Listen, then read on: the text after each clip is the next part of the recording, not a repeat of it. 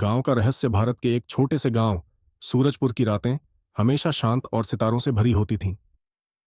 लोग दिन भर खेतों में काम करते और रात में आराम से सोते। लेकिन एक रात कुछ ऐसा हुआ जिसने पूरे गांव को हिला दिया।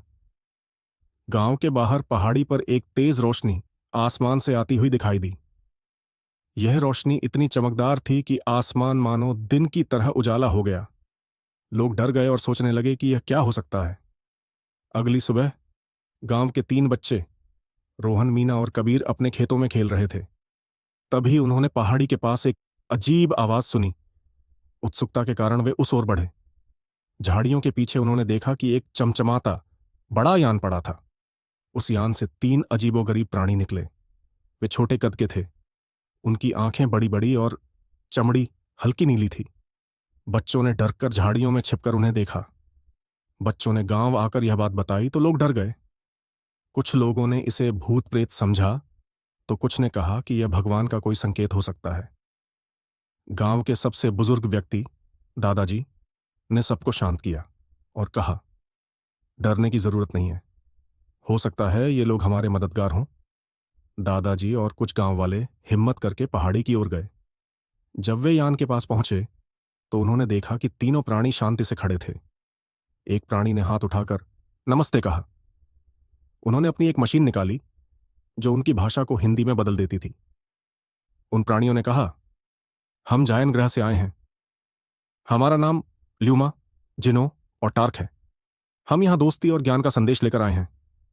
एलियंस ने बताया कि उनका ग्रह भी कभी हरा भरा और सुंदर था, लेकिन वहां के लोगों ने अपने पर्यावरण को नष्ट कर दिया।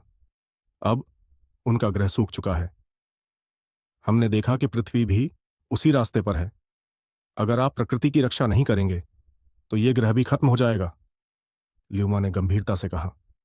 लेकिन जैसे ही यह बात सरकार को पता चली, कुछ अधिकारी हथियार लेकर वहां पहुंचे। वे एलियंस को दुश्मन समझकर पकड़ना चाहते थे, लेकिन गांव वालों ने उनका समर्थन किया। दादाजी ने अधिकारियों से कहा, ये हमारे दुश्मन नहीं, हमारे मित्र हैं। ये हमें बचाने आए हैं। एलियंस ने गांव वालों को एक अनोखा बीज दिया। उन्होंने बताया कि यह बीज कहीं भी लगाया जाए तो वहां हरा भरा जंगल बन सकता है। उन्होंने जाते जाते कहा, हम फिर आएंगे ये देखने कि आपने अपने ग्रह को बचाने के लिए क्या किया। याद रखो, प्रकृति ही तुम्हारा जीवन है। उनके जाने के बाद गांव के लोगों ने उस बीज को खेतों में लगाया। कुछ ही महीनों में वहां एक बड़ा जंगल बन गया। गांव वाले अब और भी सावधानी से पेड़ों और पर्यावरण की रक्षा करने लगे। सूरजपुर गांव ने एलियंस से यह सीखा कि पृथ्वी को बचाना सिर्फ एक जिम्मेदारी नहीं, बल्कि आने वाली पीढ़ियों के लिए एक अनमोल तोहफा है। शिक्षा। यह कहानी हमें सिखाती है कि प्रकृति की रक्षा करना और शांति से जीवन जीना ही असली बुद्धिमानी है।